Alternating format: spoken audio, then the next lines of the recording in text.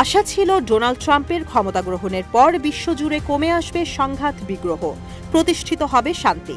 Hamas Israel ও Hezbollah Israel যুদ্ধবিরতিতে আশার পালে লাগে হাওয়া।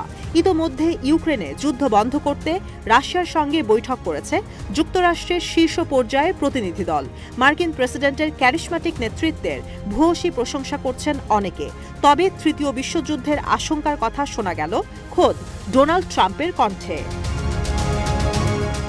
সম্প্রতি যুক্তরাষ্ট্রের মিয়ামিতে অনুষ্ঠিত হল FII প্রায়োরিটি সামিট। সম্মেলনে অংশ নিয়ে ট্রাম্প জানান, তৃতীয় বিশ্বযুদ্ধ খুব বেশি দূরে নয়। অভিযোগ করেন, পূর্বসূরি প্রেসিডেন্ট জো বাইডেন এবারের নির্বাচনে জয় পেলে পুরো বিশ্বেই যুদ্ধ শুরু হয়ে যেত। মার্কিন প্রেসিডেন্ট জানান, তৃতীয় বিশ্বযুদ্ধ শুরু হলে কেউই লাভবান হবে না এবং আমরা কেউই এর থেকে দূরে নই। আরেক বছর মার্কিন মসনদে বাইডেন প্রশাসন দায়িত্ব পালন করলেই বাঁচতে পারত যুদ্ধের দামামা, কিন্তু এখন তা শুরু হওয়া ঠেকাতে কাজ করছেন তিনি ও তার প্রশাসন। যুদ্ধ করাকে বোকামি পদক্ষেপ হিসেবে উল্লেখ করে রিপাবলিকান নেতা বলেন, পুরো বিশ্বে সংঘাত বন্ধ করা হবে, এমনকি যুক্তরাষ্ট্র নতুন করে কোনো যুদ্ধে জড়াবে না।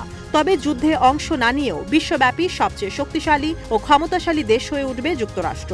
ট্রাম্পের শঙ্কা, কোনো কারণে নতুন করে যুদ্ধ শুরু হলে তা কোনোভাবেই আটকানো সম্ভব হবে না। তাই যুদ্ধের পরিস্থিতি তৈরি হওয়ার আগেই তা রুখে দিতে বদ্ধপরিকর তার প্রশাসন। এদিকে ট্রাম্পের নতুন পোস্টে আবারও উঠে এসেছে ইউক্রেন প্রসঙ্গ।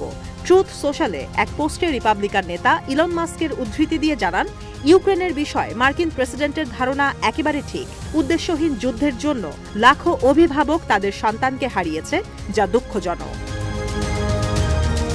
যুক্তরাষ্ট্র ও ইউক্রেনের সরকার প্রধানের বাদানুবাদের মধ্যে সামনে এলো নতুন এই পোস্ট। এর আগে ভলোদিমির জেলেনস্কিকে স্বৈরশাসক হিসেবে অভিহিত করেন ডোনাল্ড ট্রাম্প। অভিযোগ করেন, নির্বাচন ছাড়াই ক্ষমতায় বসে আছেন জেলেনস্কি। রাশিয়াকে ইউক্রেন আগ্রাসনে উস্কে দিয়ে বড় ভুল করেছেন তিনি। শীঘ্রই ইউক্রেনীয় প্রেসিডেন্টকে সরে যাওয়ার পরামর্শ দেন মার্কিন প্রেসিডেন্ট, অন্যথায় তার দেশের কিছুই অবশিষ্ট থাকবে না বলেও সতর্ক করেন ট্রাম্প। ট্রাম্পের বিতর্কিত পোস্টের আগে ইউক্রেনীয় প্রেসিডেন্ট দাবি করেন, রুশ মিথ্যা তথ্যের মধ্যে ঘিরে রয়েছেন ট্রাম্প। অবৈধভাবে তাকে ক্ষমতাচ্যুত করার চেষ্টা নস্যাৎ হবে বলেও আশা প্রকাশ করেন জেলেনস্কি।